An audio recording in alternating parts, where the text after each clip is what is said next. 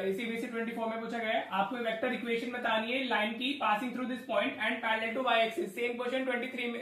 24 में आया, 23 में भी आया था, वहां पे कार्टेशियन इक्वेशन पूछी थी और पैरेलल टू जेड एक्सिस था और पॉइंट की कोऑर्डिनेट सेंस थे। ठीक है बेटा, तो अगर हम वेक्टर इक्वेशन फाइंड करते हैं तो वो ए वेक्टर होती है, जिस पॉइंट से वो पास हो रही है उसका वेक्टर लिखना होता है, और जिस